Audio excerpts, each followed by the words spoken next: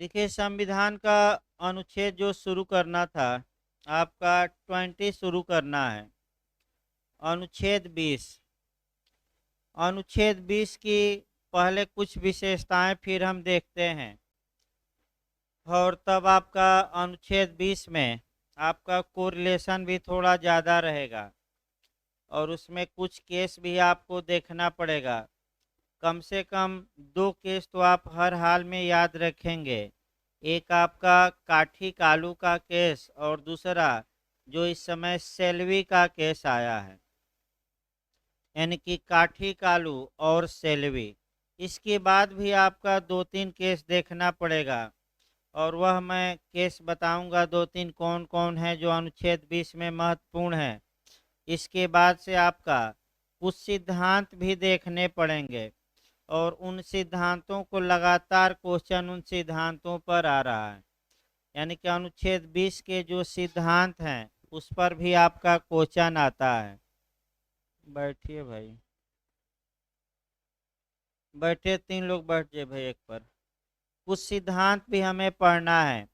तो आइए आर्टिकल 20 पहले सामान्य बातें शुरू किया जाए और तब आपका डिटेल में इसको केस वाइज शुरू किया जाएगा और एक एक शब्द सा पढ़ना है। इधर जो अनुच्छेद 20 और जो 21 हैं, आपका शब्दशः पढ़ना है। देखिए, पहला जो विशेषता आपकी है अनुच्छेद 20 की, ये देखा जाए। अनुच्छेद 20 के कम ही रखिए, बहुत आवाज। बस रहने दिए उतना, चलने दिए, थोड़ा कम पड़े। अनुच्छेद 20 की जो पहली विशेषता है कि ये जो अनुच्छेद हैं ये केवल आपराधिक मामलों में लागू होता है। यानी कि अगर कोई ऑफेंस का एक्यूज्ड है अर्थात अपराध का अभियुक्त है, तो अपराध के अभियुक्त को अनुच्छेद 20 कुछ प्रोटेक्शन प्रदान करता है, कुछ संरक्षण प्रदान करता है। तो पहला क्वेश्चन कंसेप्चुअल बन सकता है कि संविधान मूल अधिकारों में कौन सा आर्टिकल केवल क्रिमिनल मामलों यानी कि केवल आपराधिक मामलों में लागू होता है। तो अनुच्छेद 20 ये सिविल मामलों में लागू नहीं होता। पहला नियम याद रखिएगा। अब आपका इसी पर कोरिलेट करके भी चलना है और जो क्वेश्चन बनता है एविडेंस में पहले कोरिलेट किया जाए कि एविडेंस या साक्ष्य अधिनियम की कौन सी धाराएं केवल सिविल में लागू होती हैं और कौन सी धाराएं केवल क्रिमिनल में। ये भी क्वेश्चन आपका एक बनता है। तो साक्ष्य अधिनियम की धारा 23 यानी कि 23, इसके बाद 52, इसके बाद 55, 115, 116 और 117, ये 6 धाराएं केवल सिविल या दीवानी मामलों में लागू होती हैं और धारा 30, 53, 53A, 54, 105 और 111A, ये 6 धाराएं केवल और केवल एविडेंस की किस में, क्रिमिनल में। 6 धाराएं इधर और 6 उधर, बस। यानी कि पहला सिद्धांत आपका ये निकला। फिर हम बता रहे हैं कि जो संविधान का आर्टिकल 20 है ये केवल और केवल किस मामले में अप्लाई करेगा, आपका आपराधिक मामलों में या क्रिमिनल मामलों में या दांडिक मामलों में, या उर्दू में कहिए कि फौजदारी मामलों में। सिविल मामलों में ये लागू नहीं होगा। दूसरा इसका पहलू ये है कि आपका अब ये अनुच्छेद आपातकाल में भी सस्पेंड नहीं किया जा सकता। यानी कि बिहार एपीओ में भी पिछली बार पूछा गया था कि कौन से अनुच्छेद अब आपातकाल में भी निलंबित नहीं किए जा सकते। तो दो अनुच्छेद इधर हैं, आपका 20 और 21। तो हम 20 शुरू ही कर रहे हैं। तो दूसरा याद रखिए कि 44वें कॉन्स्टिट्यूशन अमेंडमेंट 44वें संविधान संशोधन अधिनियम 1978 द्वारा अनुच्छेद 359 में, यानी कि अनुच्छेद 20 में नहीं, याद रखिए किस अनुच्छेद में, 359 में एमेंड किया गया और स्पष्ट लिख दिया गया है कि भारत का राष्ट्रपति आपातकाल में भी अब अनुच्छेद 20 और 21 में दिए गए फंडामेंटल राइट को सस्पेंड नहीं कर सकता, मुलतवी नहीं कर सकता, निलंबित नहीं कर सकता, छीन नहीं सकता। यानी कि इमरजेंसी भी भारत में लग जाए तो ये दो अनुच्छेदों के मूल अधिकार बने रहेंगे कि समाप्त हो जाएंगे, बने रहेंगे। दूसरा पहलू ये आया।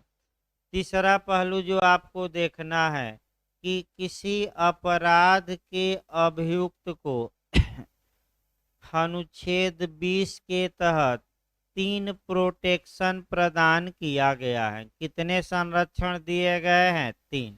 तीनों क्लाज वाइज याद रखिए, तीनों को मिलाने के लिए आता है तो अनुच्छेद 20 के क्लाज 1 में प्रोटेक्शन अगेंस्ट एक्स पोस्ट फैक्टोला, कार्योत्तर विधियों से संरक्षण। कार्योत्तर मतलब होता है कार्य के पश्चात, यानी कि कार्य के पश्चात बनने वाली विधियों से संरक्षण कहाँ दिया गया है? अनुच्छेद 20(1). अब क्या होता है बताया जाएगा आगे। अनुच्छेद 20 के क्लाज 2 में आपका प्रोटेक्शन अगेंस्ट डबल जियोपार्डी, दोहरे दंड, दोहरे जोखिम, दोहरे संकट या दोहरे आपका कारावास कहिए, दोहरे दंड से संरक्षण। यानी कि किसी अपराध के अभियुक्त व्यक्ति को उसी अपराध के लिए एक से अधिक बार अभियोजित और दंडित नहीं किया जाएगा। यानी कि इसका मतलब आपका विक्स वैक्सरी मतलब कि दोहरे वाद से सुरक्षा, दोहरे दंड से सुरक्षा, 2 बार जोखिम या संकट में किसी के प्राण को डाला जाएगा कि नहीं, स्वतंत्रता को नहीं डाला जाएगा। ये कौन सा अनुच्छेद है? 20 का क्लास 2। तीसरा जो है आपका प्रोटेक्शन 20 का खंड 3 आइए, प्रोटेक्शन अगेंस्ट सेल्फ इनक्रिमिनेशन, यानी कि आत्म अपराधरोपण से संरक्षण, आत्म अभिशंसन से संरक्षण। यानी कि किसी अपराध के अभियुक्त व्यक्ति को स्वयं के विरुद्ध साक्ष्य देने के लिए विवश, बाध्य या बाउंड नहीं किया जाएगा। इसके लिए भी तमाम जगह से हम जोड़ेंगे, एविडेंस से जोड़ना पड़ेगा, सीआरपीसी से जोड़ना पड़ेगा, संविधान से जोड़ना पड़ेगा, नार्को टेस्ट बताया जाएगा। तमाम चीज़ें हमें पढ़नी है और इस पर कम से कम 2 केस पढ़ना है, एक काठी कालू का और जो नया आया है नार्को टेस्ट पर सेल्वी का, सेल्वी बनाम कर्नाटक राज्य। लेकिन शुरुआत आपका किया जाए और वह जो हमें शुरुआत करनी है वह आपका अनुच्छेद, हाँ देखिए आपका शुरुआत अनुच्छेद 20 का क्लाज 1 शुरू करना है। यानी कि भारतीय संविधान के अनुच्छेद 20 का कौन सा क्लाज 1? अनुच्छेद 20 का जो क्लाज 1 है आपका, सबसे पहले आपका बेयर एक्ट की भाषा देखी जाए, बेयर एक्ट की भाषा से कुछ नियम निकाले जाए और जब भी इसको पढ़िए आपका कहाँ से आप कोरिलेट करके पढ़ेंगे वो भी देख लिया जाए।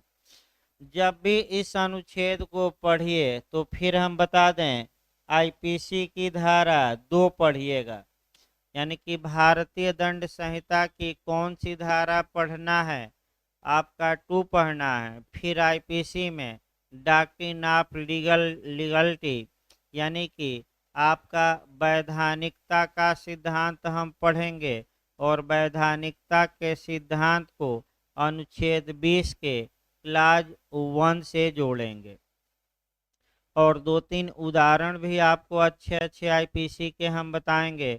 आईपीसी की धारा 354D यानी कि स्टैकिंग या पीछा करने को, और तमाम उदाहरण दो चार आपका कह सकते हैं बताए जाएंगे। लेकिन एकदम शुरुआती दौर से चलिए, शुरू पहले बेयर एक्ट एक बार लिख लिया जाए और उसके बाद से आपका कह सकते हैं कि शुरू किया जाए एकदम शुरुआती दौर से, यानी कि जो आपका शुरुआती दौर में पढ़ा जाता है वहाँ से हम शुरू करेंगे। देखिए आपका क्या बेयर एक्ट बताता है, पहले बेयर एक्ट तोड़ लिया जाए, उसके बाद एक एक शब्द और एक एक केस। कोई व्यक्ति किसी अपराध के लिए तब तक सिद्ध दोष नहीं ठहराया जाएगा जब तक कि उसने ऐसा कोई कार्य करने के समय जो अपराध के रूप में आरोपित है किसी प्रवृत्त विधि का अतिक्रमण नहीं किया है। यानी कि पहला पॉइंट ये मिला कि विधि के बिना अपराध नहीं हो सकता, अर्थात इसका मतलब ये हुआ कि पहला हम वाक्य निकाल रहे हैं, किसी व्यक्ति को किसी कार्य के लिए तभी दंडित किया जाएगा जबकि उस कार्य को दंडित करने के लिए पहले से कोई विधि, यानी कि विधि क्या हो, प्रवृत्त हो, मतलब क्या हो, लागू हो। अभी हम बताएंगे इसको, अगला देखिए, या उससे अधिक शास्ति का भागी नहीं होगा। दूसरा जो नियम है वह दंड या शास्ति या सेंशन के लिए है। दूसरा नियम सेंशन के लिए है कि या उससे अधिक शास्ति का भागी नहीं होगा जो उस अपराध के किए जाने के समय प्रवृत्त विधि के अधीन अधिरोपित की जा सकती थी। यानी कि जिस दिन वह अपराध किया था कानून में उसके लिए जितना दंड उस दिन निर्धारित था, क्या उससे अधिक दंड का वह भागी होगा कि नहीं? नहीं होगा। यानी कि इसका मतलब ये हुआ, फिर एक बार देखिए, देखिए जहां तक बेयर एक्ट का, पहले हमने बेयर एक्ट को तोड़ा और बेयर एक्ट को तोड़ने के बाद अनुच्छेद 20 के क्लाज 1 में दो बातें हमें दिखाई दी। पहली बात ये दिखाई दी कि विधि के बिना अपराध संभव नहीं है, अर्थात कार्योत्तर विधियों से संरक्षण प्रदान किया गया है। लीगल भाषा में इसे कहा जाता है नुल्ला पोएना साइन लेगे। नुल्ला पोएना साइन लीगे, ये आपका लैटिन सूक्ति है। इसका हिंदी में अर्थ होता है कि विधि के बिना अपराध नहीं हो सकता। इसका मतलब ये हुआ कि अगर कोई व्यक्ति कोई कार्य करता है और वह कार्य किसी भी कानून में आपका अपराध घोषित नहीं किया गया है, तो कार्य करने के बाद अगर उसके लिए कानून बनाकर और उसे अपराध घोषित किया जाता है तो वह व्यक्ति पुराने कार्यों के लिए उस कानून के तहत दंडित नहीं किया जाएगा। बहुत लंबा हो गया वाक्य, इसको पहले दूसरे एंगल से देखिए, फिर हम आते हैं, बैक होते हैं। इसका मतलब ये हुआ कि जो क्रिमिनल लॉ है और क्रिमिनल लॉ में जो सब्सटेंसिव लॉ है, प्रोसीजरल नहीं, मैं फिर बता दूं कौन, सबसे जो आपराधिक मामलों में जो सब्सटेंसिव लॉ है जिसमें दंड का प्रावधान है, तो क्या दंड बैक डेट से या भूतलक्षी प्रभाव से, रिप्रास्पेक्टिव प्रभाव से लागू किया जा सकता है कि नहीं? यानी कि क्या दंड विधि को जो सारवान है उसे बैक डेट से लागू किया जा सकता है कि नहीं? नहीं किया जा सकता। और ये बात आपका कौन सा अनुच्छेद रोकता है? 20 का क्लाज 1। आइए फिर एक बार देखिए, देखिए विधायिका सक्षम है कि वह को किसी भी कानून का निर्माण कर सके। यहाँ से शुरू करना है, यानी कि लेजिस्लेचर जो है, यानी कि भारत की संसद या राज्य विधान मंडल इस बात के लिए सक्षम है कि वह कोई भी कानून बना सके और उस कानून का जो इफेक्ट है या तो प्रास्पेक्टिव यानी कि भविष्यलक्षी या रिप्रास्पेक्टिव यानी कि भूतलक्षी कर सके। अर्थात विधायिका ये कह सकती है कि ये कानून आगे से लागू होगा, या ये कह सकती है कि ये कानून हम आज बनाए हैं और 10 साल पहले से क्या होगा लागू। ये विधायिका सक्षम है। लेकिन लगाकर पढ़ना है। लेकिन यह ला का एब्सोल्यूट रूल नहीं है। विधायिका की इस शक्ति पर आपका निर्बंधन या प्रतिबंध अनुच्छेद 20 का क्लाज 1 लगाता है, और 20 का क्लाज 1 ये बता देता है कि अगर आपने कोई क्रिमिनल लॉ पारित किया है, वह प्रक्रियात्मक नहीं है बल्कि क्या है, सब्सटेंसिव। तो फिर एक बार समझ लीजिए, सारवान कहा जाए तो आईपीसी, और प्रक्रियात्मक कहा जाए क्रिमिनल मामले में तो सीआरपीसी। फिर एक बार याद रखें, अगर मैं कहूं कि ये सारवान विधि है यानी कि अपराध का सृजन करती है, दंड का प्रावधान करती है, तो तुरंत दिमाग में आईपीसी घूमना चाहिए। और प्रोसीजरल लॉ मैं कहूं तो कौन है, सीआरपीसी। तो विधायिका पर 2 प्रतिबंध लगाए गए हैं अनुच्छेद 20(1) में। पहला प्रतिबंध ये है कि आप अगर सब्सटेंसिव कानून बनाते हैं और पेनल लॉ यानी कि आपराधिक विधि में बनाते हैं, तो उस कानून को भूतलक्षी प्रभाव नहीं दे सकते, रिप्रास्पेक्टिव इफेक्ट नहीं दे सकते, यानी कि उस कानून को आप बैक डेट से लागू नहीं कर सकते। इसको हम बताएंगे उदाहरण 4-5। दूसरा प्रतिबंध ये लगाया गया है कि जिस तारीख को किसी व्यक्ति ने कोई अपराध किया था, उस तारीख को जितना दंड था, अगर बाद में आप कानून में परिवर्तन करके दंड की मात्रा बढ़ाते हैं, तो क्या बढ़ी हुई दंड की मात्रा बैक डेट से लागू किया जा सकता है कि नहीं? नहीं किया जा सकता। ये 2 प्रतिबंध विधायिका पर लगाए गए हैं, और ये मूल अधिकार है हमारा। अगर विधायिका कानून बनाकर हमारे इस राइट का क्या करती है, वायलेशन, तो हम हाई कोर्ट में 226 के तहत जा सकते हैं, और डायरेक्ट हम सुप्रीम कोर्ट में जा सकते हैं। आपका किसके तहत? 32 के तहत। अब 3-4 अब आइए, पहले सिद्धांतों पर गौर करिए, उसके बाद आपका नियम बताया जाए, तब केस बताया जाए। जो ये आपका ये है कि कार्योत्तर विधियों से संरक्षण, पहले इस सिद्धांत को जानिए। कार्योत्तर का मतलब ये हुआ कार्य के पश्चात। कार्योत्तर का मतलब क्या हुआ? कार्य के पश्चात। मान लीजिए 2 फरवरी 2013 को एक पुरुष था और महिला बी का बार बार पीछा करता था, महिला ने विरोध किया। अब ये कार्य उसने किस तारीख को किया? 2 फरवरी। और ये कार्य आईपीसी की धारा 354D में स्टैकिंग या पीछा करना अपराध बनाया गया 3 फरवरी 2013 को। अब थोड़ा सतर्क रहिए।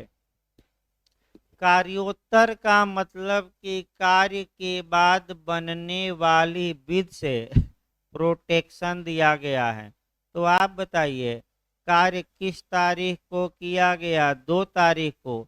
और कानून किस तारीख को बनाया गया? 3 तारीख को। तो जिस तारीख को कार्य किया गया, क्या वह कार्य किसी कानून द्वारा अपराध घोषित किया गया था? नहीं। तो बाद में अगर उस कार्य को आप अपराध घोषित करते हैं, तो आप उसे क्या बैक कार्यों के लिए लागू कर सकते हैं कि नहीं। यानी कि जो 2 फरवरी को ए ने कार्य किया है, क्या उस कार्य को के लिए ए दंड का भागी होगा कि नहीं, नहीं होगा। क्योंकि आपराधिक मामलों में जो सब्टेंसिव लॉ है उसे कहाँ से लागू नहीं किया जा सकता, बैक डेट से। यानी कि 2 फरवरी को कार्य हुआ, आपने 3 फरवरी को कानून बनाया, तो कार्योत्तर विधियों से संरक्षण यानी कि कार्य के बाद बनने वाले कानून से ए को प्रोटेक्शन मिलेगा और ए दंड का भागी नहीं होगा। यहीं से एक सिद्धांत 1-2 निकलता है और 2-3 सिद्धांत देखिए। इसी को कहा जाता है आपका फिर एक principle of legality. Principle of legality का सिद्धांत ही ये बताता है कि इसे वैधानिकता का सिद्धांत भी कहते हैं कि विधि के बिना अपराध संभव नहीं है। अर्थात इसका मतलब आपका ये हुआ कि नुल्ला पोएना साइन लीगे। अर्थात इसका मतलब ये हुआ कि जब तक कि कोई कानून किसी कार्य को अपराध घोषित न कर दे, तब तक व्यक्ति उस कार्य को करने के लिए दंडित नहीं होगा। यानी कि पहले आप कानून बनाइए, उस कार्य को क्या घोषित करिए, अपराध, और तब उसके बाद अगर कोई व्यक्ति उस कार्य को करता है तो वह उस अपराध के लिए दंडित होगा। और अगर उस कार्य को कहीं भी अपराध घोषित नहीं किया गया है तो वह व्यक्ति उस कार्य के लिए क्या दंडित होगा कि नहीं, नहीं होगा। यानी कि आपका जो क्रिमिनल मामलों में सब्टेंसिव लॉ है उसका रिप्रोस्पेक्टिव भूतलक्षी यानी कि उसे बैक डेट से लागू नहीं कर सकते। ये पहला नियम है और इसी को क्या हम कहते हैं, वैधानिकता का सिद्धांत। तो पूछ ले कि विधि के बिना अपराध संभव नहीं है, ये किस अनुच्छेद में समाहित है, 20 में। 20 का क्लास पूछ ले तो 1 में। यही सिद्धांत चूंकि आपराधिक मामलों में कानून आईपीसी का है तो आईपीसी में भी आपको जाना पड़ेगा। अब आईपीसी में पूछा जाएगा कि आईपीसी में ये सिद्धांत कहाँ समाहित हैं कि विधि के बिना अपराध नहीं हो सकता। ये सिद्धांत भारतीय दंड संहिता की धारा 2 में समाहित है। 2 में एक शब्द आया है अन्यथा नहीं, यानी कि अन्यथा नहीं का मतलब ही हुआ कि जब तक कि किसी कार्य को कानूनन अपराध घोषित न किया गया हो तब तक व्यक्ति उस अपराध के लिए दंडित होगा कि नहीं, नहीं होगा। अब पहला सिद्धांत बताया गया, न समझ में आए तो बताइए। एक उदाहरण भी हमने स्टैकिंग का बताया। अब आइए फिर एक बार याद रखिए, ये जो है आपका प्रोसीजरल मामलों में ये नियम लागू नहीं होगा। ये जो नियम है सिविल मामलों में लागू नहीं होगा। फिर याद रखिए, सिविल मामलों में लागू नहीं, प्रोसीजरल में। अर्थात क्या कानून नया बनाकर पुरानी प्रक्रिया को बैक डेट से चेंज किया जा सकता है कि नहीं, किया जा सकता है। लेकिन अपराध का सृजन बैक डेट से नहीं हो सकता। अब आप अगर किसी को समस्या हो ये शब्द समझने में कार्योत्तर विधियों से संरक्षण तो बताइए, नहीं तो अब दंड की मात्रा पर आया जाए। देखिए अगला, जिस डेट को किसी व्यक्ति ने कोई अपराध किया है, अगर कानूनन वह कार्य अपराध है और उस डेट को जो आपका कह सकते हैं कि दंड निर्धारित है, तो मान लीजिए कि आपका 2 फरवरी को ए ने कोई अपराध किया, चोरी का ही अपराध कराया जाए, घर में चोरी। और 2 फरवरी को किया और उसके लिए आईपीसी की धारा 380 में आपका 7 वर्ष का प्रावधान था। अधिकतम कितनी सजा? 7। 3 फरवरी को मान लीजिए कि संसद ने संशोधन किया और दंड कितना बढ़ा दिया? 7 साल से कितना बढ़ा दिया? 10। तो अब बताइए, ए ने जिस तारीख को अपराध किया था दंड की मात्रा कितनी थी? 7 साल। और एक दिन ही बाद दंड कितना कर दिया जाता है अगर? 10 साल। तो क्या ए 7 साल वाली ही सजा पाएगा कि बढ़ा हुआ दंड पाएगा? यानी कि इसका मतलब, सही बता रहे, इसका मतलब ही यही हुआ कि जिस तारीख को किसी व्यक्ति ने कोई अपराध किया है उस तारीख को उस अपराध के लिए जो अधिकतम दंड का प्रावधान था, अगर बाद में उस दंड की मात्रा को बढ़ाया जाता है तो बढ़ा हुआ दंड बैक डेट से लागू नहीं किया जा सकता, यानी कि भूतलक्षी प्रभाव नहीं दिया जा सकता। यानी कि 3 फरवरी को दंड बढ़ाया गया है तो जो लोग 3 फरवरी के पहले चोरी किए हैं उनको 10 साल नहीं दिया जा सकता दंड, वे अधिकतम कितना ही दिया जा सकता है? 7 साल। और जो लोग 3 फरवरी या इसके बाद अपराध करेंगे उनको अब कितना दिया जा सकता है? 10 साल। एक दो उदाहरण देखिए। उदाहरण आपका दुराचार के मामलों में देखा जाए। जहां तक बलात्संग के मामलों की बात है, 3 फरवरी 2013 के पहले दुराचार के मामलों में कहीं भी मृत्युदंड का प्रावधान नहीं था। लेकिन 3 फरवरी 2013 से कुछ दशाओं में अब फांसी की सजा का भी प्रावधान हो गया। लेकिन फिर याद रखिए, ये जो दंड बढ़ा हुआ है ये कब से लागू होगा? 3 फरवरी 2013 से। बैक डेट में जो दुराचारी हैं उनको पुराना ही दंड मिलेगा, क्योंकि बढ़ा हुआ दंड आप बैक डेट से लागू नहीं कर सकते। लेकिन ये मामला मैं बता दूं केवल क्रिमिनल में लागू होगा, और जो टैक्स लगता है, जो शुल्क वसूला जाता है, वह क्रिमिनल मामला नहीं है। अतः टैक्स बैक डेट से लगाया जा सकता है कि नहीं? लगाया जा सकता है। भैया आप दंड की मात्रा नहीं बढ़ा सकते, टैक्स तो लगा ही सकते हैं, क्योंकि जो कर है वह आपका कह सकते हैं कि क्रिमिनल मामला में नहीं आता। यानी कि इसका मतलब ये हुआ कुल मिलाकर कि जिस तारीख को किसी व्यक्ति ने अपराध किया, कानूनन उस तारीख को जितनी सजा कानून में निर्धारित थी, अगर बाद में उस सजा में बढ़ोतरी की जाती है तो बढ़ा हुआ दंड बैक डेट से लागू नहीं होगा। यानी कि पिछले जो कार्य कर चुके हैं वे बढ़े हुए दंड के भागी नहीं होंगे। लेकिन भी लगाना है, अगर दंड की मात्रा कम कर दी जाती है तब क्या परिणाम होगा? तो अगर दंड की मात्रा कम कर दी जाती है तो अभियुक्त इसका बेनिफिट की मांग कर सकता है, यानी कि इसका लाभ उठा सकता है। यानी कि अभियुक्त घाटे में कभी नहीं रहेगा, लेकिन फायदे का लाभ हमेशा उठाने का क्या होगा? हकदार। अब आइए उदाहरण। मान लीजिए घर में चोरी के लिए 7 साल का दंड था और तत्पश्चात कानून में बदलाव लाकर दंड की मात्रा 5 साल कर दी गई। तो दंड बढ़ाया गया कि घटाया गया? घटाया गया।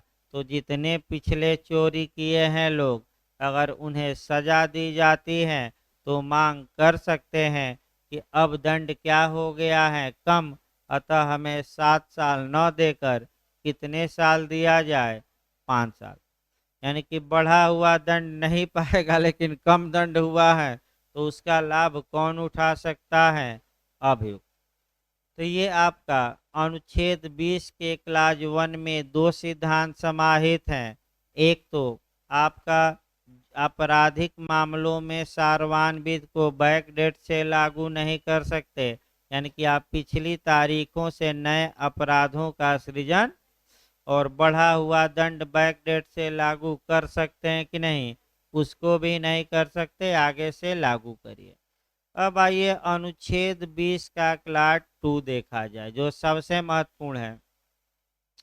अनुच्छेद 20 का क्लास 2 जब भी पढ़िएगा तो यहाँ थोड़ा कोरिलेशन ज़्यादा है, और आप बेयर एक्ट पर लिखना चाहते हैं तो बेयर एक्ट पर भी लिख सकते हैं। यहाँ आपका कोरिलेशन थोड़ा ज़्यादा है, और इसमें आपका कुछ मामले भी देखने हैं। अभी हम केस बताएंगे, पहले सिद्धांत हो जाए तब। 4-5 केस हैं, इसमें एक ही बार बताएंगे। अनुच्छेद 20 का क्लाज 2 किसी अपराध के अभियुक्त व्यक्ति को प्रोटेक्शन प्रदान करता है विक्स वैक्सरी से। विक्स वैक्सरी मतलब दोहरे दंड से, दोहरे कारावास से, दोहरे जोखिम से, दोहरे आपका दंड से, या दोहरे संकट से। आपका इसमें जो सिद्धांत समाहित हैं कि किसी भी अपराध के अभियुक्त व्यक्ति को उसी अपराध के लिए एक से अधिक बार अभियोजित और दंडित नहीं किया जाएगा। इसको इंग्लिश में कहते हैं protection against double jeopardy, Hindi में दोहरे संकट से संरक्षण, दोहरे दंड से संरक्षण, दोहरे जोखिम से संरक्षण, दोहरे खतरे से संरक्षण। यानी कि एक ही अपराध के लिए 2 बार दंड देने से क्या, संरक्षण। इस पर हमें फिल्म भी देखनी है, अंधा कानून, और एक सोशल मीडिया पर भी लोग चलाते रहते हैं, वह भी देखना है नियम। लेकिन सबसे पहले आपका हम शुरू करते हैं, कोरिलेट करके शुरू करते हैं, यानी कि आपका रेह जुडिकेटा से हम उठाते हैं। फिर एक बार देखिए भाई, रेह जुडिकेटा या विवादक विबंध का सिद्धांत या रेह जुडिकेटा। पहले रेह जुडिकेटा को समझिए, और जहाँ जहाँ से ये अनुच्छेद कोरिलेट हो रहा है उसको प्रयास करिए एक जगह एकत्र करने का। रेस का मतलब होता है ए थिंग्स। ए थिंग्स मतलब एक मामला या एक विषय वस्तु या एक चीज। और जुडिकेटा का मतलब होता है already adjudged. Already adjudged का मतलब हुआ कि पहले से ही न्याय निर्णयन, यानी कि न्यायालय ने पहले से ही निर्णय दे रखा है। तो दोनों शब्दों को अगर हम मिलाते हैं तो इसका अर्थ ये हुआ कि एक ऐसा विवाद, एक ऐसा मामला, एक ऐसा डिस्प्यूट जिस पर कि न्यायालय ने पहले से ही एक बार निर्णय क्या किया है, सुना दिया है।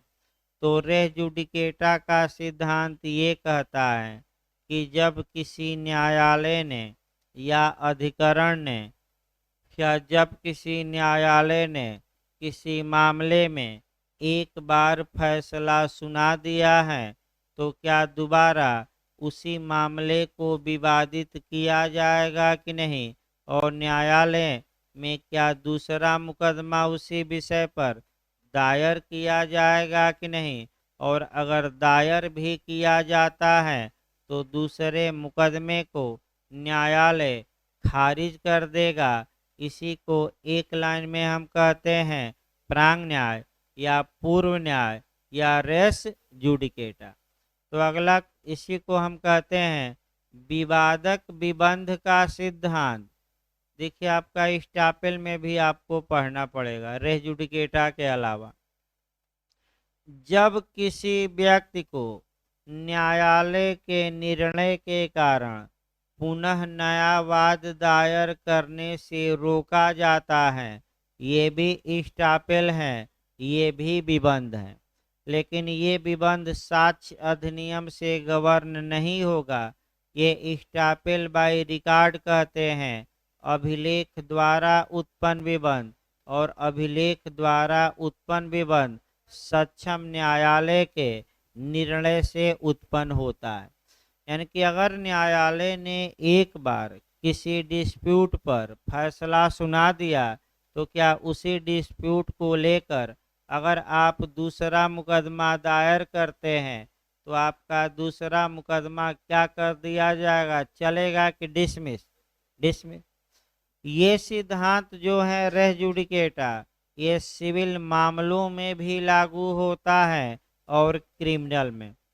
तो एक उदाहरण आपका हम सिविल में दिखाते हैं, एक उदाहरण क्रिमिनल में, तब कोरिलेशन पहले किया जाए, उसके बाद ये अनुच्छेद।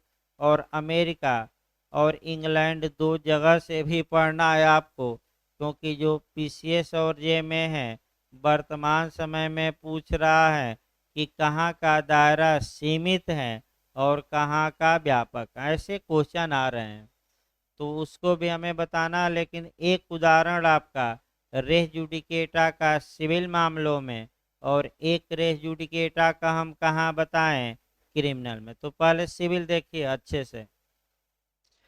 ए ने एक मकान का विवाद था और ए ने बी के खिलाफ उस मकान को लेकर मुकदमा किया। ए का मुकदमा खारिज हो गया। ए चाहता है कि पुनः उस मकान को लेकर बी के खिलाफ नया मुकदमा दायर कर दिया जाए। तो ऐसी दशा में ए पर रोक लगाई गई है कि आप एक ही वाद हेतु के लिए किसी को एक से अधिक बार तंग नहीं करेंगे। यानी कि जब एक बार आपने मकान के विवाद को लेकर आप कोर्ट गए, एक बार फैसला सक्षम न्यायालय ने दे दिया, तो रेस जुडिकेटा कहता है कि आप उसी मकान को लेकर अगर नया सूट दायर करते हैं तो प्रांग न्याय लागू होगा और आपके दूसरे मुकदमे को क्या किया जाएगा, खारिज, रोका नहीं जाएगा, क्या किया जाएगा, डिसमिस, यानी कि आपका खारिज। ये सिविल मामला हुआ। अब आइए क्रिमिनल मामलों में देखा जाए। क्रिमिनल मामलों में भी यही नियम है कि जब अभियुक्त ने एक बार घर में चोरी किया और एक बार घर में चोरी के लिए उस पर मुकदमा चला और एक बार वह उसी चोरी के लिए दंडित हो चुका है, तो क्या उसी चोरी के लिए उसके जीवन को, स्वतंत्रता को दोबारा जोखिम में डाला जाएगा कि नहीं? यानी कि क्या दूसरा नया मुकदमा उस पर उस चोरी के अपराध के लिए चलाया जाएगा कि नहीं? नहीं चलाया जाएगा। तो कौन सा अनुच्छेद कहता है कि अब एक बार जब उस अपराध के लिए उस पर मुकदमा चला, एक बार वह सजा पा लिया, तो उसी अपराध के लिए दूसरी बार न तो मुकदमा चलाया जाएगा न ही उसे सजा दी जाएगी। अगर ऐसा होता है तो अनुच्छेद 20 के क्लास 2 का क्या माना जाएगा, उल्लंघन, और इसको रेस जुडिकेटा कहते हैं। क्यों? क्योंकि एक बार एक विषय पर क्या आ चुका है, फैसला, तो उस पर दोबारा न्यायालय फैसला देगा कि नहीं? नहीं देगा। तो रेस जुडिकेटा का सिद्धांत संविधान में कहाँ समाहित है? तो अनुच्छेद 20 के किस में? क्लास 2 में। प्रांग न्याय क्रिमिनल मामलों में लागू होगा कि सिविल की? दोनों। तो अनुच्छेद 20 में पहले ही बताया कि आपराधिक मामलों में लागू होगा कि सिविल में कि दोनों में। तो आपका अनुच्छेद 20 का क्लास 2, फिर हम बता दें अनुच्छेद 20 अगर पूछे तो मैं पहले ही बताया कि केवल और केवल किस मामले में? आपराधिक। तो जहाँ जहाँ रेस जुडिकेटा है, प्रांग न्याय है, प्रयास ये करिए कि एक जगह मैं एक लाइन बता दे रहा हूँ, फिर अनुच्छेद 20 के क्लास 2 पर अमेरिका इंग्लैंड से कोरिलेट करके चलना है और इसमें ओमान की कार्रवाई तमाम चीज़ें देखनी है। लेकिन सबसे पहले आप एक दो चीज़ों को देखिए अच्छे से। रेस जुडिकेटा का सिद्धांत अगर पूछा जाए तो फिर हम बता रहे हैं अनुच्छेद 20 का क्लाज कौन मारेंगे? टू। फिर आपका सीआरपीसी पूछे तो सीआरपीसी की धारा 300 का क्लाज 1 मारेंगे। भाई क्लाज वाइज यहाँ पूछा गया झारखंड में कि रेस जुडिकेटा का सिद्धांत कहाँ समाहित है सीआरपीसी में, तो 300 का कौन सा क्लाज? 1। इसके बाद आपका अगर रेस जुडिकेटा एविडेंस में पूछे, भारतीय साक्ष्य अधिनियम में पूछे, तो मुख्य रूप से कौन सी धारा है? आपका 40 है। इसके बाद अगर सीपीसी में पूछे तो भारत के न्यायालय द्वारा दिया गया निर्णय है तो 11 और विदेशी निर्णय है तो 13। अगर यही सिद्धांत अंतर्राष्ट्रीय न्यायालय में पूछ ले, अंतर्राष्ट्रीय स्तर पर पूछ ले, तो उसके लिए प्रावधान दिया गया है न्याय के अंतर्राष्ट्रीय न्यायालय, यूएनओ नहीं, मैं फिर बता रहा हूँ, इंटरनेशनल कोर्ट ऑफ जस्टिस, न्याय के अंतर्राष्ट्रीय न्यायालय की संविधि यानी कि चार्टर माने विलेख, अनुच्छेद विलेख के अनुच्छेद 38 1C में आपका रेस जुडिकेटा का सिद्धांत क्या है? समाहित।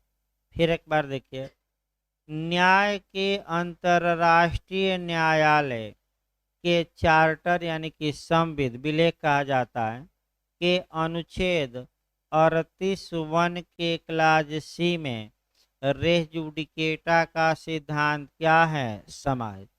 इसको अगर पुलिस एक्ट से पूछे तो पुलिस अधिनियम 1861 की धारा 36 में ये सिद्धांत समाहित है। किसमें है? 36। पुलिस एक्ट की धारा कौन है? 36 में।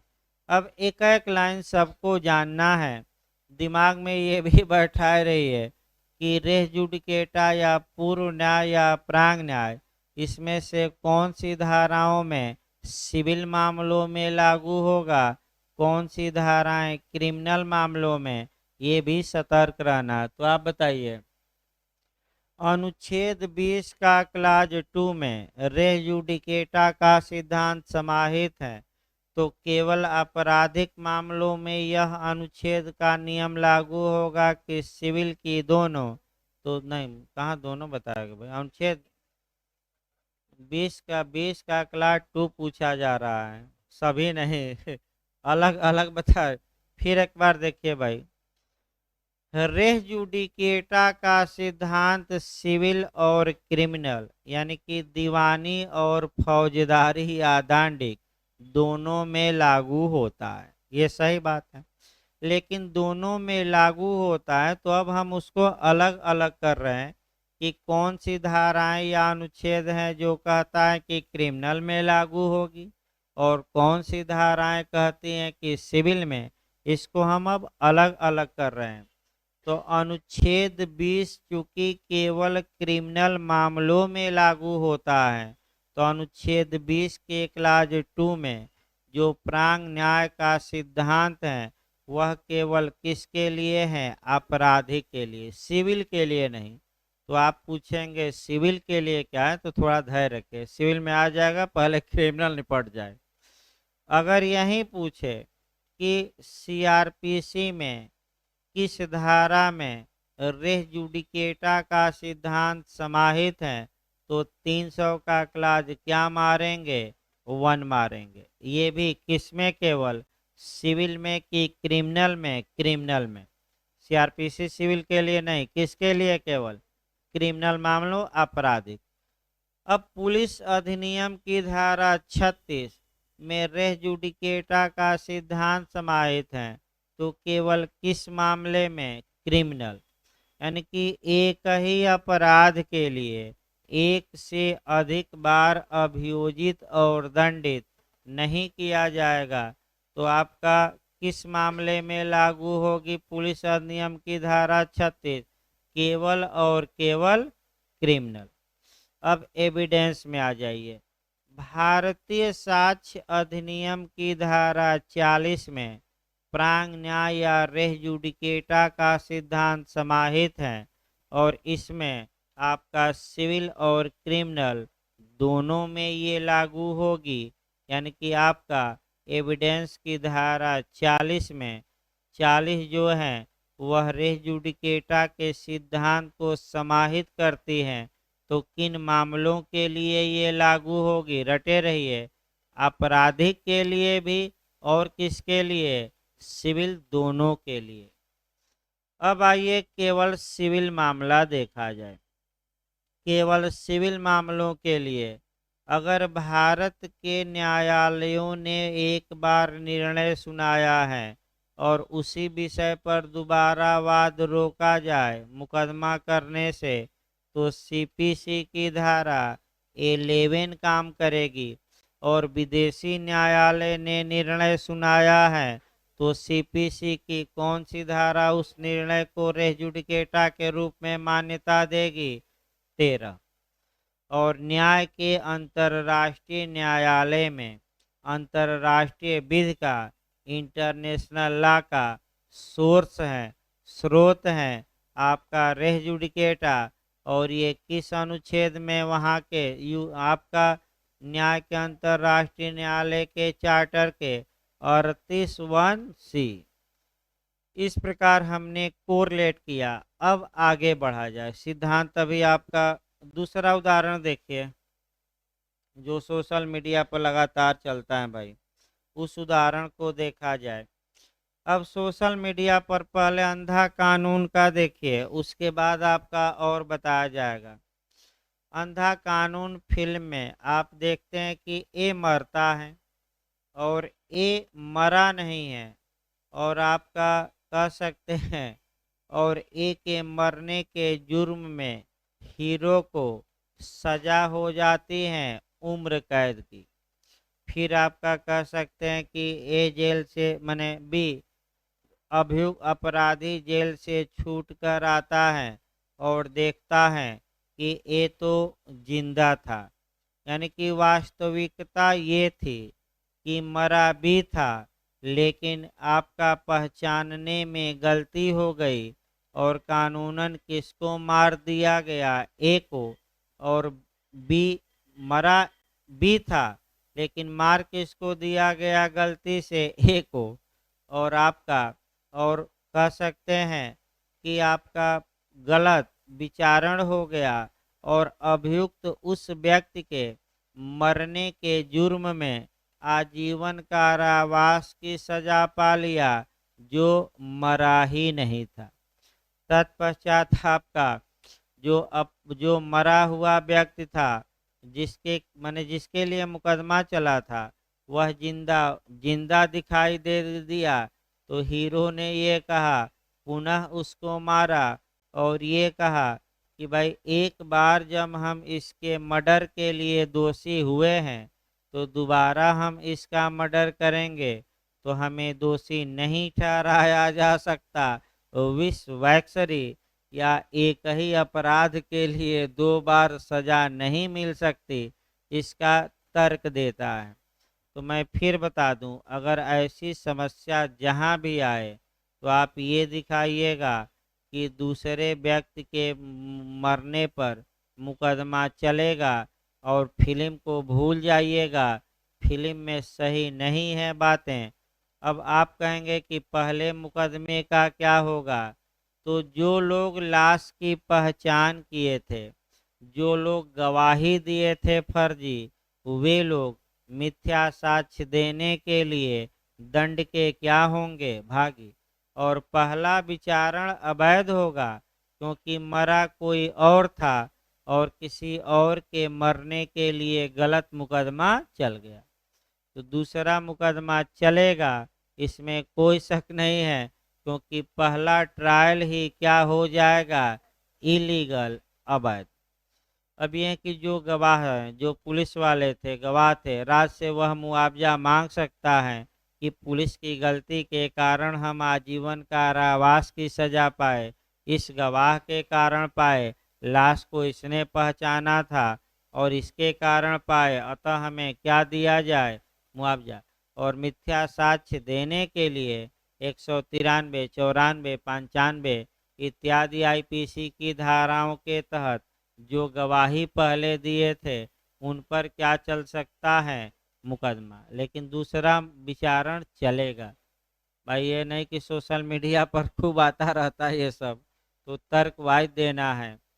दूसरा आइए देखा जाए आपका, अब आपको जो शुरू करना है, पहले आपका विदेशों से हम शुरू करेंगे और तब आपका भारत से, तब सिद्धांत फिर हम बताएंगे। अभी समाप्त नहीं हुआ, इतना आसान नहीं है कि विश्व एक्सरी समाप्त हो जाए, अभी तमाम चीज़ें बतानी है छोटी छोटी।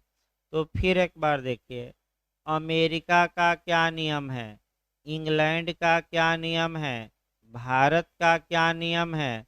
तो अमेरिका में पहले देखिए नियम, अगर किसी अपराध के लिए एक के खिलाफ एक बार मुकदमा चला और उस मुकदमे में या तो वह एक्विटल कर दिया गया, एक्विटल का मतलब हुआ बरी कर दिया गया, बरी न समझ में आए तो इसको हम कहते हैं दोष मुक्त, यानी कि दोष मुक्त मतलब सजा दी गई कि नहीं दी गई, नहीं दी गई, पहला इसको एक्विटल कहते हैं।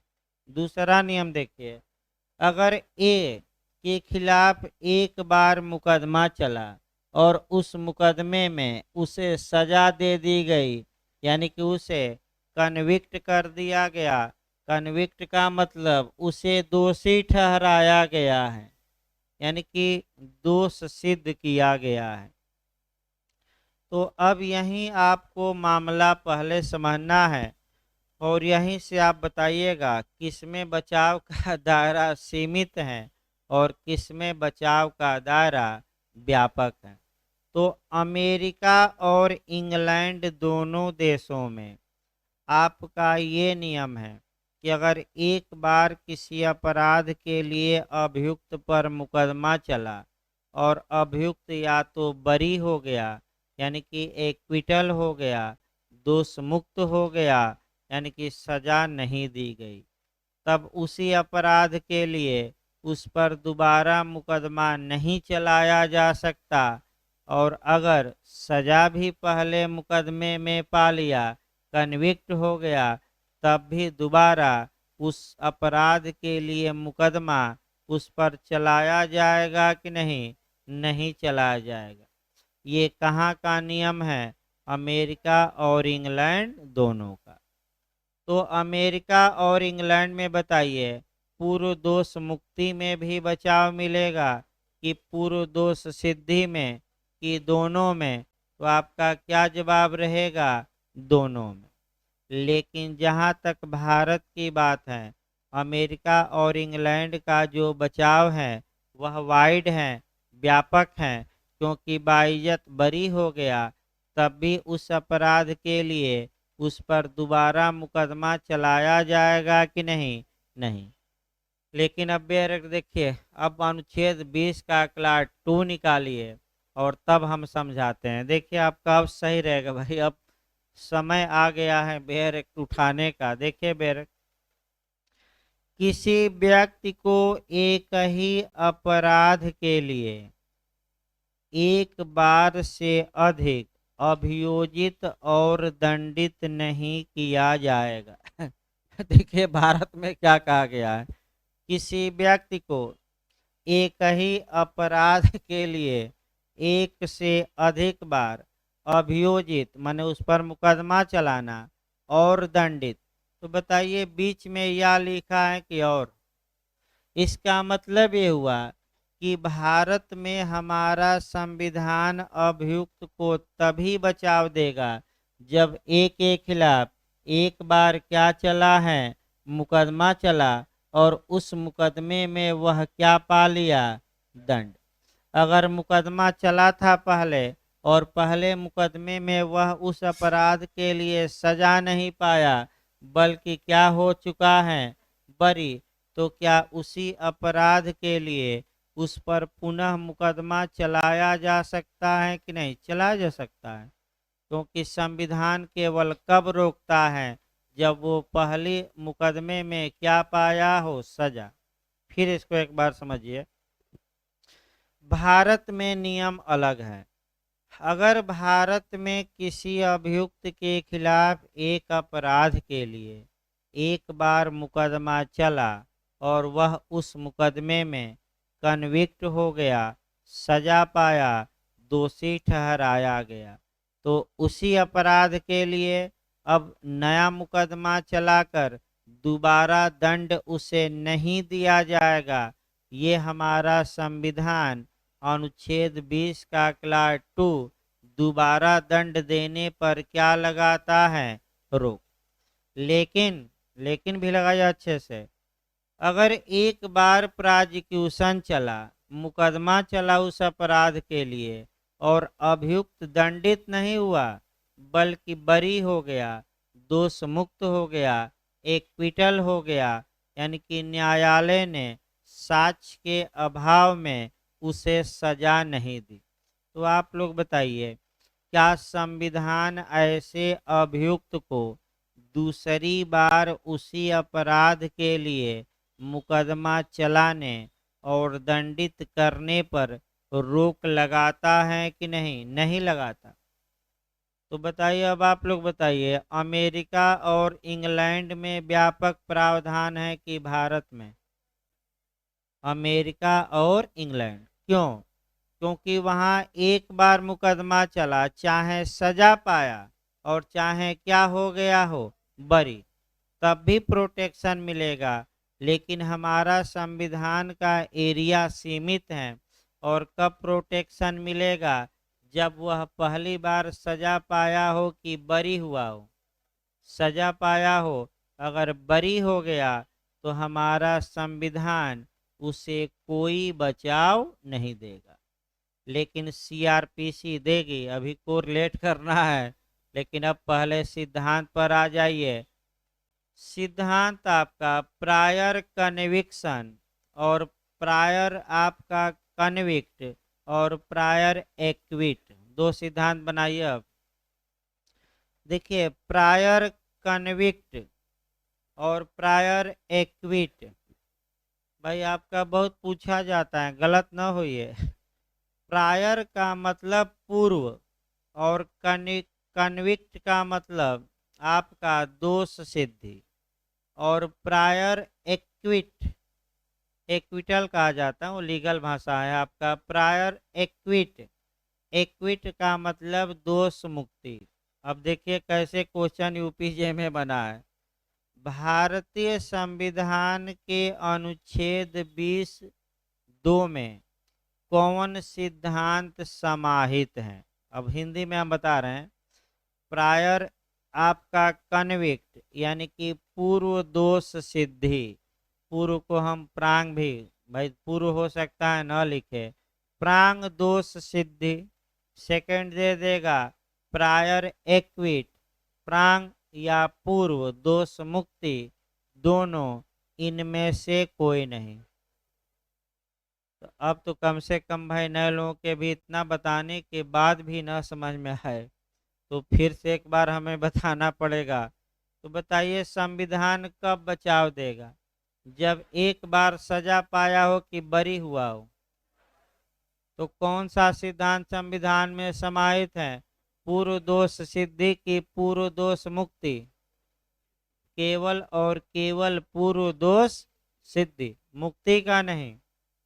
सतर्क रहिए, आपका क्वेश्चन आ चुका है कि फिर हम बता रहे हैं एक बार, भाई थोड़ा कठिन है क्योंकि कई जगह से अभी कोरिलेट भी करना है। फिर हम एक बार बता रहे हैं, कोई दिक्कत नहीं है।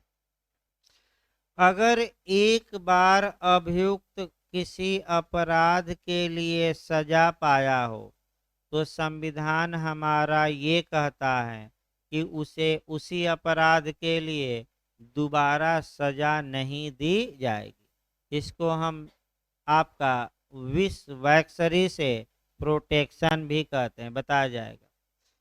लेकिन हमारा संविधान ये नहीं कहता कि एक बार अगर उसके खिलाफ मुकदमा चला है और वह दंड पाया ही नहीं पहले मुकदमे में, तो दूसरा मुकदमा चल सकेगा। संविधान हमारा कोई बचाव नहीं देगा। अतः संविधान के अनुच्छेद 20 के क्लास 2 में आपका कौन सा सिद्धांत है? प्रायर कन्विक्शन, पूर्व दोष सिद्धि, प्रांग दोष सिद्धि का सिद्धांत है, न कि प्रांग दोष मुक्ति का। तो आपका इंग्लिश वर्जन भी याद रखिएगा। प्रायर एक्विट दे दे, जैसे झारखंड में दिया था, तो प्रायर एक्विट दे, इसका मतलब कि पूर्व या प्रांग दोष मुक्ति, और प्रायर कन्विक्ट दे यानी कि पूर्व दोष सिद्धि। सिद्धि का मतलब कि पहले एक बार वह क्या पाया है? दंड। तो कौन सा सिद्धांत समाहित है? रट कर जाइए, इसमें कोई छूट नहीं है। प्रांग दोष सिद्धि, दोष मुक्ति नहीं है यहाँ। लेकिन अब आगे बढ़िए। सीआरपीसी की धारा 3 के क्लाज 1 में, फिर याद रखिए, सीआरपीसी की धारा 3 के क्लाज 1 में ये दोनों सिद्धांत समाहित हैं। इसका मतलब ये हुआ कि सीआरपीसी अभियुक्त को तब भी बचाव देगी जब अभियुक्त एक बार सजा पाया हो, और अभियुक्त को तब भी बचाव देगी जब अभियुक्त एक बार क्या हो चुका हो? बरी। यानी कि प्रायर कन्विक्ट और प्रायर एक्विट का सिद्धांत, ये दोनों सिद्धांत कहाँ समाहित है? संविधान में नहीं, बल्कि कहाँ है? सीआरपीसी में। फिर एक बार उदाहरण, अगर एक के खिलाफ चोरी के लिए एक बार मुकदमा चला, साक्ष्य के अभाव में वह बरी हो गया, तो क्या उसी चोरी के लिए दोबारा मुकदमा उसके खिलाफ चल सकता है कि नहीं? तो संविधान कहता है कि चल सकता है, लेकिन हमारी सीआरपीसी कहती है कि नहीं चल सकता। तो आप लोग बताइए, व्यापक कौन है? संविधान की सीआरपीसी। याद रखिए, वाइड एरिया बचाव का किसका है? सीआरपीसी। क्यों? क्योंकि बरी हो गया तब भी बचाव और सजा पाया तब भी। लेकिन संविधान बरी होने पर बचाव नहीं देता, केवल किसमें बचाव देता है? सजा पाने पर। एक और कल और बताया जाएगा, अभी ये नहीं कि समाप्त हो गया, अभी आपका केस सही चलना है। बहुत महत्वपूर्ण ये है अनुच्छेद 22, भले आप न जानते हो, मैक्सिम पढ़ाना है 1-2। लास्ट में एक उदाहरण विदेश पर हमें पढ़ाना है समझाने के लिए। मान लीजिए ये एक व्यक्ति है, ध्यान से देखिए इस उदाहरण को, इंटरव्यू में पूछा गया है। ये एक व्यक्ति है और विदेश में चोरी का अपराध किया, और विदेश में वह चोरी के लिए सजा पाया। फिर भारत में वह आया और उसी चोरी के लिए भारत में उस पर मुकदमा शुरू कर दिया गया। अब समस्या ये आती है कि क्या सीआरपीसी की धारा 300 उसे भारत में कोई बचाव देगी कि नहीं? दूसरे मुकदमे में नहीं देगी। अगर विदेश में सजा पाया है तो सीआरपीसी की धारा 300 अप्लाई होगी कि नहीं? नहीं होगी। लेकिन हमारा संविधान क्या करेगा? बचाव देगा। कौन सा अनुच्छेद? 20 का क्लाज। यानी कि अगर कोई व्यक्ति विदेश में भी उस अपराध के लिए सजा पाया है और भारत में उस पर उसी अपराध के लिए दूसरा मुकदमा चलने लगता है, तो वह संविधान के अनुच्छेद 20 के खंड 2 का बचाव ले सकता है। लेकिन इसके लिए लोअर कोर्ट में नहीं, हाई कोर्ट में 226 के तहत, या कहाँ जाना पड़ेगा? सुप्रीम कोर्ट में। किस अनुच्छेद के तहत? 32 के तहत। और दूसरे मुकदमे पर रोक लगवानी पड़ेगी, क्या कह के? हजूर इसी अपराध के लिए हम विदेश में एक बार क्या पा चुके हैं? सजा। लेकिन फिर याद रखिए, सीआरपीसी ऐसे मामलों में हमें अभियुक्त को कोई बचाव नहीं देगी। केवल कौन देगा? संविधान। एक लास्ट उदाहरण देखा जाए। अगर विदेश में चोरी किया था और विदेश में मुकदमा भी चला लेकिन सजा नहीं पाया, और भारत में जब आया तो उसी अपराध के लिए नया मुकदमा शुरू हो गया, तो अब संविधान भी बचाव नहीं देगा, क्योंकि संविधान तब बचाव देगा जब विदेश में वह क्या पाया होता? सजा। क्योंकि हमारा संविधान का दायरा क्या है? सीमित। सजा पाया है तब बचाओ, बरी हो गया है तो दूसरे मुकदमे पर चलने पर कोई रोक। रेस्ट ले लीजिए। तो ऐसा